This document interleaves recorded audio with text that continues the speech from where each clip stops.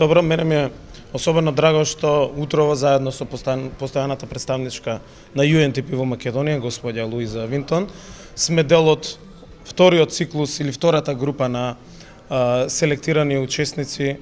кои што се дел од овој и така значаен проект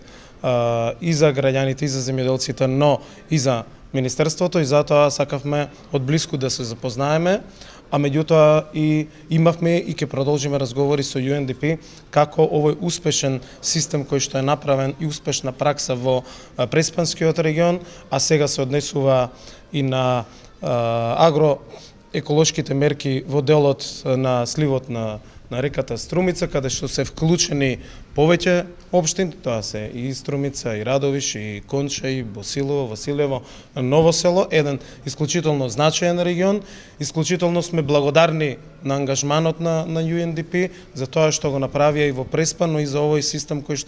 на кој што посветено работат и UNDP,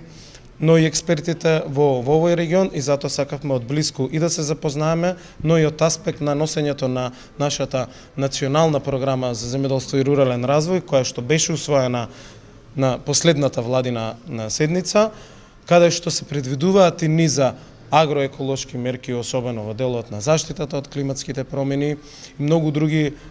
мерки за кои што јавноста последниот период систематски ќе биде информирана, но и од аспект на нашата акредитација на нови мерки, воведувањето на нови агроеколошки мерки преку ИПАРД програмите. Јас особено сум среќен што еден вака успешно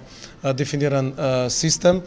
постои во Македонија, но имаме од тука натаму обврска да го институционализираме и да ги вклучиме сите други засегнати институции. Министерството веднаш ќе даде насока и на Агенцијата за поддршка на развој на земјоделството, но и од аспект на носењето на новиот закон кој што е подготвен за советодавни служби, која што ќе биде една клучна реформа во земјоделието ова 2018 година, новиот земјоделски советодавен систем. Сметам дека Министерството има простор и начин како да заедно со UNDP, заедно со сите вклучени чинители, овој систем го развиеме и на други региони,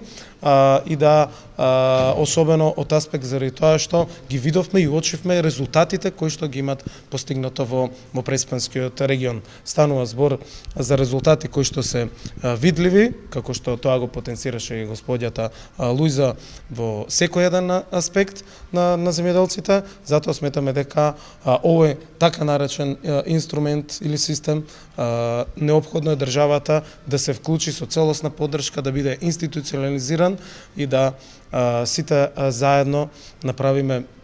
и план и стратегија како и во другите региони да истиот да биде применет. Од тој аспект сакав денеска утрово лично да се запознам и со обуката, и со системот, и во текот на денот ќе продолжиме да разговараме за начините на кои што Министерството ќе може да ја даде целокупната поддршка. Благодарам.